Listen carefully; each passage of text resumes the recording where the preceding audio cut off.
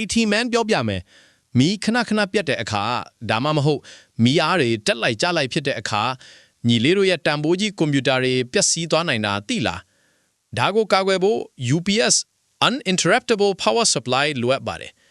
သူကမီးပြတ်သွားရင် backup battery နဲ့အချိန်ပေးရုံနဲ့မကပဲမီးအားအတက်အကျကိုပါထိန်းညှိပေးတဲ့ stabilizer တစ်ခုလိုအလုပ်လုပ်ပါတယ်